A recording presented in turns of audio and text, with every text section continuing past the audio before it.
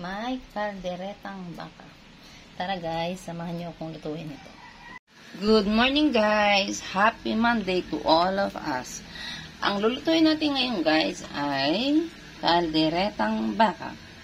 Ang mga ingredients, bawang, sibuyas, patatas, carrots, bell pepper, liver spread, syempre ang ating baka, butter, and queso. Umpisa na tayo guys. Maglagay tayo ng mantika sa awali guys, okay? Then, igisa muna natin yung bawang at sibuyas. Okay guys, antayin lang natin muna maging transparent siya ha. Yan guys, luto na yung ating bawang sa sibuyas. Ilagay na natin itong karne ng baka guys. Yan, karne ng baka. Ako guys, talaga tinatanggal ko yung sebo kahit na kasi ayok talaga ng sebo. Cholesterol kasi. Depende sa inyo yan kasi iba gusto naman kasi malasa daw talaga yung taba ng baka. Kaya ayaw nyo lang ipatanggal. Okay guys, haluin na natin yan na medyo matagal yung recipe na ito kasi para natin yung baka ha. Yan guys. O, habang ginigisa natin yan guys, ilagay na natin guys yung pamintang buo, the whole peppercorns. Okay guys. Pamintang buo. Ang ating beef cubes. Sugar. Yan lang muna guys. And then halo-halo. Mamaya na yung ibang ingredients. Para pumasok lang yung mga lasa na to ng sugar, ng beef cubes sa karne ng baka. Okay? Yan guys. Tulong-tulo na siya. Pumasok na rin yung mga lasa ng beef cubes, paminta, at sugar sa kanya. Ilagay na natin itong tomato sauce. Yan guys. Ilagay na natin tomato sauce. Tomato sauce, the tomato paste. Okay guys. Yan. Halo-halo lang muna tayo. Then later on guys, pag tinikman nyo at naramdaman nyo medyo kulang sa lasa o tsaka kung prefer nyo naman, maglagay tayo dito ng konting ketchup. Okay guys? Maglagay na rin tayo ng dahon ng laurel guys. Okay? Adjust muna tayo ng lasa. Palambutin muna natin ito ng konti guys. Huwag muna natin lagyan ng water para yung lahat ng mga lasa ng mga ingredients ma-absorb ng baka. Okay? Ngayon guys, lagay natin itong liver spread. Yan. Okay. Yan. Mix-mix lang natin yan dyan.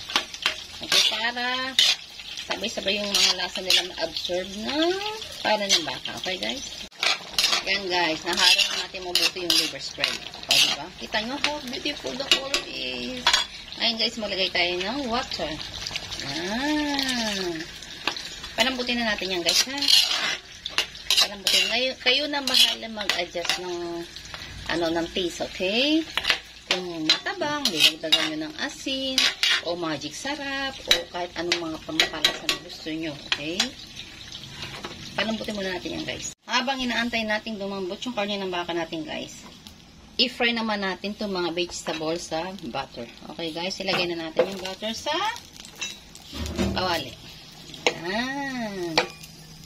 And then, i-fry na natin itong mga vegetables. Okay guys. Ilagay lang natin ng konting magic sarap at konting pamitang powder. And then, stir fry lang natin siya guys. Okay? Yan guys, na-fry na natin yung patatas, carrots, at saka red bell pepper. Set aside muna natin yan guys ha. Ganoon natin maluto yung karne ng baka. Okay? Ngayon guys, maglagay tayo ng konting Worcester sauce. Additional taste. Yan guys. And konting oyster sauce. Okay guys. Yummy. Yan na guys. Hindi natin masasabing kaldereta to guys kung walang kahit na konting anghang or spices. Kaya lagyan natin ng konting siling labuyo guys ha. Kahit konti lang. Nasa inyo kung gusto nyo talaga maanghang o lang. Tsaka konting breadcrumbs guys. Pampa-lapot ang salang. Ginagamit ko breadcrumbs guys sa cornstarch guys. Okay. Palambutin ko natin ng konti guys. Ayan guys. Luto na at malambot na itong natin. Karne ng baka. O yun, ilagay natin yung pinray natin kanina na vegetables. Yan. Halo-halo guys. Lutuin pa natin ng ilang minutes. Okay? Ayan na guys. Luto na siya. Aking kalderetang baka.